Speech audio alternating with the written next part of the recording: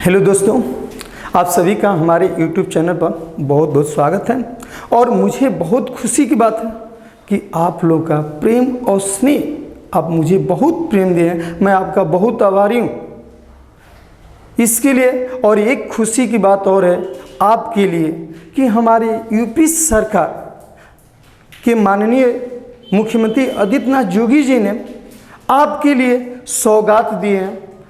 आपको 26,744 कांस्टेबल और head constable की भर्ती करने की घोषणा कर चुकी है, जिसका नोटिफिकेशन आप या फॉर्म ऑनलाइन होगा जी आपको नवंबर और दिसंबर में, नवंबर से दिसंबर में आपको इसको फॉर्म भरने की क्या है जी, फार्म भरने की प्रबल संभावना है। और इसकी परीक्षा भी कराने की संभावित तिथि भी वो घोषणा कर चुकी है कि हम जनवरी और क्या जी फरवरी में कराने की संभावना भी कर चुकी है। तो इस तरह से दोस्तों आप सभी भी इसकी तैयारी में अभी से जी जान झोंक कर लगा दीजिए। कड़ी मेहनत कीजिए, कड़ी मेहनत से यार सब कुछ मिल सकती है। ये तो हमारी नौकरी, ये तो परीक्षा, ये क्यों नहीं निकलेगी। और इसकी अभी से लग जाइए। ये देखते हैं हम लोग किसके लिए क्या क्या चाहिए। पहली योग्यता की हम बात करते हैं। देखिए योग्यता में फर्स्ट में आपको कह रहा है कि आपको हाई स्कूल और इंटरमीडिएट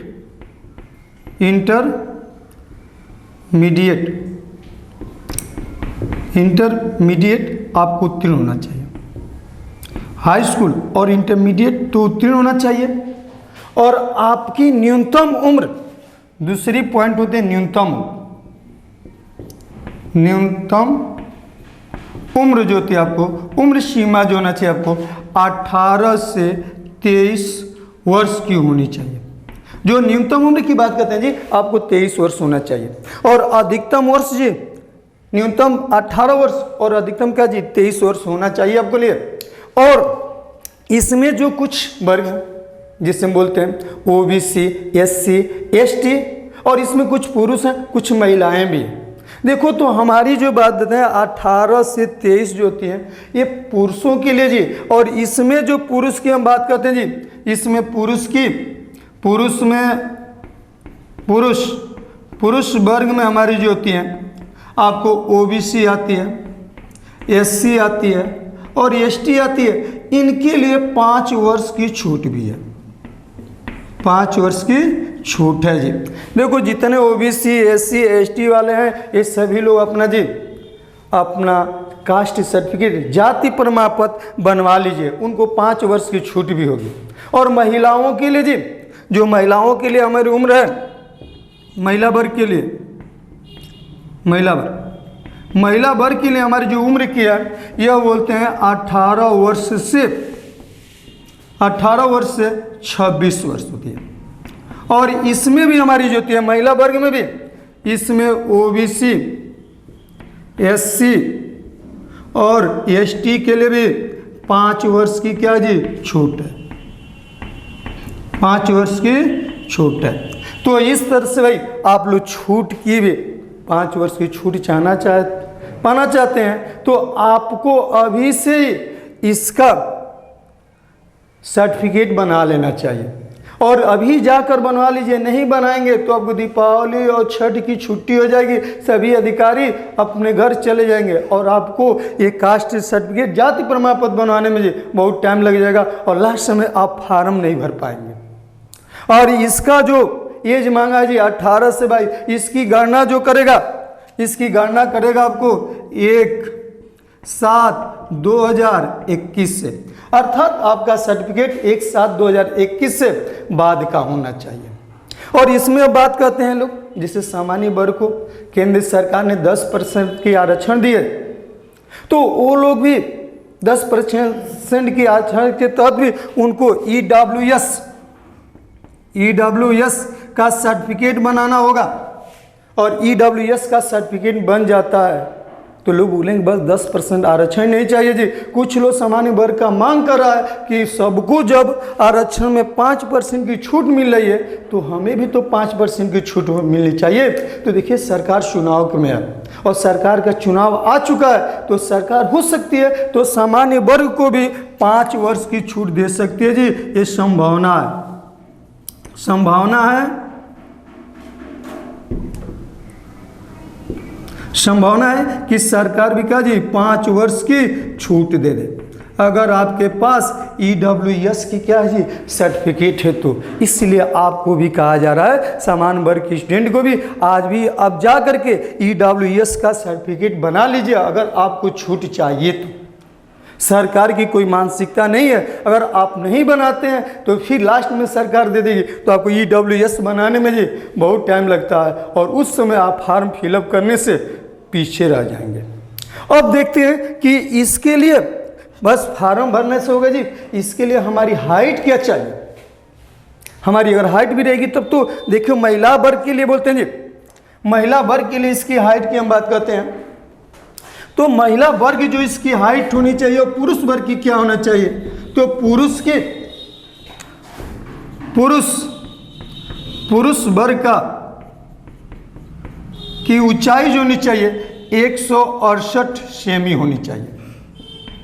ये उसकी क्या जी ऊंचाई होनी चाहिए 168 सेमी होनी चाहिए, जबकि महिला वर्ग की जी महिला वर्ग की जो ऊंचाई होनी चाहिए यह 152 सेमी होती है। तो इसलिए आप अगर इसके इतनी आपकी हाइट है तो आप इसका फॉर्म भर सकते हैं और जितने आपको बोले हैं हाई स्कूल, इंटर, जाति प्रमाण पत्र, निवास प्रमाण पत्र और जितने आपको सर्टिफिकेट है जितने आपको चाहिए सबको अभी आप जाकर के तैयार कर लीजिए ताकि फॉर्म फिलअप होने लगे, फॉर्म भरा जाने लगे तो इस फॉर्म को आप आसानी से भर सकते हैं।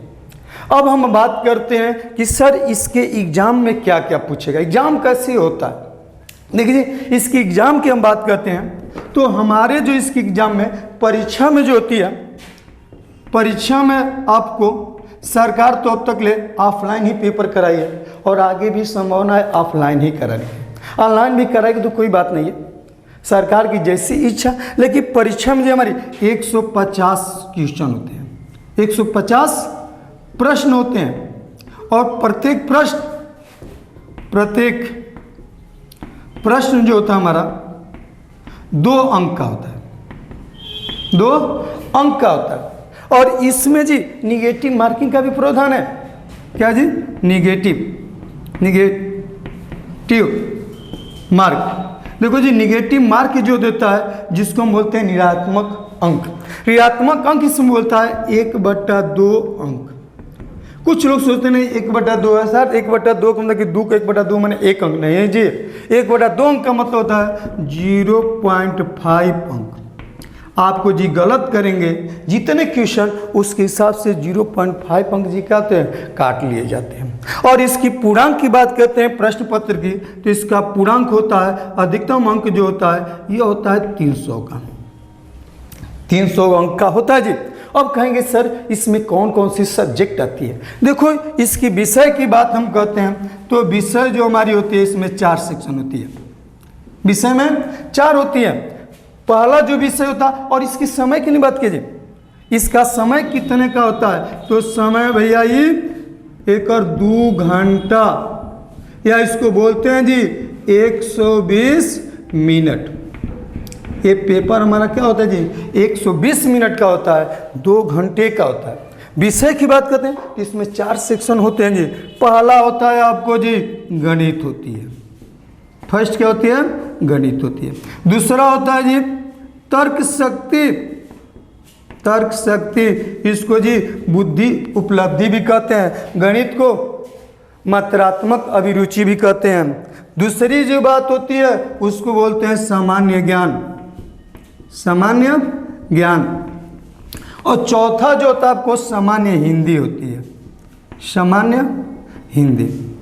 देखिए जी ये इसके लिए 4 सेक्शन होते हैं। अब होता है कि चारों सेक्शन से किससे कितने अंक आते हैं। तो आपको होता है गणित से आपको 37 क्वेश्चन आते हैं। फिर आपको होता है तर्क शक्ति से भी आपको 37 क्वेश्चन आ जाते हैं। सामान्य ज्ञान से 38 क्वेश्चन होते हैं और हिंदी से भी 38 क्वेश्चन होते हैं। टोटल मिलाकर हमें 150 क्वेश्चन होते हैं और 50 क्वेश्चन 150 क्वेश्चन में आप 100 से अब 110, 105, 120 क्वेश्चन लाएंगे तो 100% सफलता होगी, 100% इसमें आपकी सिलेक्शन होगा।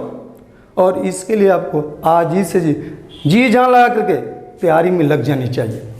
अगर आप इसके लिए सोचते हैं कि कल से परसों से करेंगे भाई, तो आप सफलता से दूर हो जाएंगे। और अभी उठिए और जाइए इसकी तैयारी में लग जाइए, सब इसका डॉक्यूमेंट और दिनों रात तैयारी में एक कर दीजिए और सफलता आपको 100% मिलेगी। और कोई भी इसमें प्रॉब्लम हो तो आप हमें हमारे नंबर पर संपर्क कीजिए, आपके 100% हम उसकी सहायता करने का प्रयत्न करूंगा। अगर कोई भी हमारे यहाँ अगर इसका बैच भी स्टार्टेड होंगे जिसकी हम सूचना आपके इस चैनल पर देते रहेंगे।